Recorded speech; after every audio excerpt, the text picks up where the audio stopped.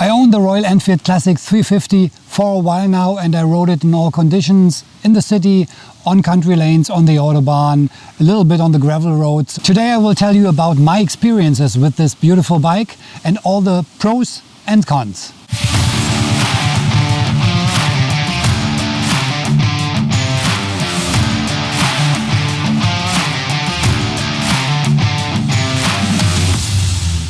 I will start with the things that I really like about the Royal Enfield Classic 350. And of course, the first thing that gets in my mind when I think about this bike is the look and the design. This is one of the most beautiful classic bikes on the market at the moment, in my opinion. This retro design, the colors, everything perfect. I will show you some details of the design that I really like. There are so many things on the Classic 350 that are designed in a beautiful way, especially this lamp here at the front with this hood on the top.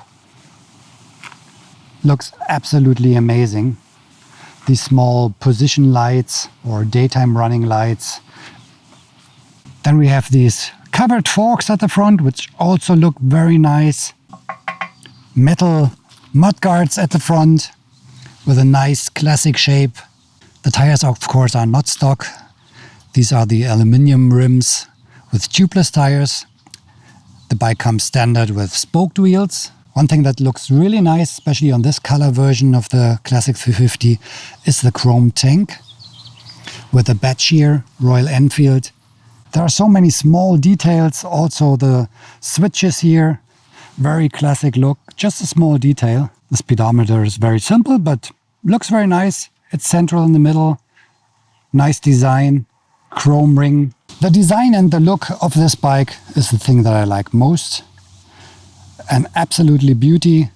Of course, it looks a little bit better if there are spoked wheels mounted, but at the moment I have the aluminum rims because I'm traveling a lot with the bike. But with the spoked wheels, absolutely beautiful. The second thing I like on the Royal Enfield Classic is the reliability. It's a perfect bike. I had no problems with it. It's absolutely rock solid. The technique is very simple, air-cooled engine, everything made out of metal, but absolutely reliable. I had no problems at all. The bike is very robust. Everything is made out of metal. I think this will last a very long time if you take care about the bike. One thing that, of course, is a big plus of this motorcycle is the price. In Germany, it costs around 5,500 euros. And the value that you get for this price is absolutely amazing. A beautiful bike. Simple technique, absolutely a bang for the buck. 5,500 euros for this beautiful bike, an amazing cheap price. Another plus point of the Classic 350 is the riding comfort, the seating position. Even with my height, I'm 188 centimeters. I'm sitting very comfortable, upright position. Of course, I changed the handlebar. This is a touring handlebar, it's a little bit more upright. But the riding comfort, absolutely amazing, a very comfortable bike. Also, the handling of the bike is very easy. The center of gravity is quite low and the turning circle is very small. So a very good bike as a daily commuter or for weekend rides on the country roads or even for some road trips as I did it with this Classic 350. The brakes of the Classic 350 are good. The calipers are from Vibri, so absolutely okay. It's not a very fast bike, so these brakes will get you to a stop. Another very big plus of the Classic 350 is the fuel consumption. It has a 13-liter tank and the fuel consumption is 2.6 liters per 100 kilometers. Very good range with a 13-liter tank and a fuel consumption of 2.6 liters. And even if you ride a little bit faster, it's about 3, maximum 3.5 liters. So let's get to a pro, which is also a con, the engine. This motorcycle has a 350cc engine with only 20 horsepower, which is on one hand positive because you are not able to ride this bike fast. It's not made for that. And this motorcycle gets you in something like a very relaxed mood when you are riding it. It's easy to handle, and this engine, which has not that much power with 20 horsepower, top speed is about 115 kilometers. So you are forced to ride it very soft in a relaxed way, which is on one hand a good thing. So if you want to cruise with this motorcycle and do some small road trips on the weekend on the country lanes, It's a perfect bike for that. It's so relaxing. On the other hand, I did some touring with the Classic 350. And if you want to make a little bit more kilometers with it and longer distances, of course you are happy if the bike is able to get on the Autobahn and do something like 120, 130 kilometers minimum, which is a good speed for the German Autobahn. You can flow with the traffic, but this bike stops at 110, 150, which is not that much. Especially when you want to overtake a truck or something like that, you are very fast on the limit. So this is no bike for the Autobahn, maybe not for very long road trips where you need to take the Autobahn on some points to make a little bit more kilometers on a day. So this bike is more made for the country roads, absolutely, not for the Autobahn. Around 80 to 100 kilometers, this is a perfect bike. So I would wish the Classic 350 had maybe 10 horsepower more, 30 horsepower, which is possible to get out of a 350cc engine, and a top speed around 130. This would be perfect. So it's a pro for the people who like to ride in this relaxed cruising mode and go on the country roads, but it's a con for the riders who want to take this bike on long distance rides. It's possible, but in Europe on the Autobahn, it's no bike for that. Another thing that I really love on this bike is the sound of this 350cc one-cylinder engine and the exhaust. It's a beautiful combination, makes a very nice rumble sound. I will show you.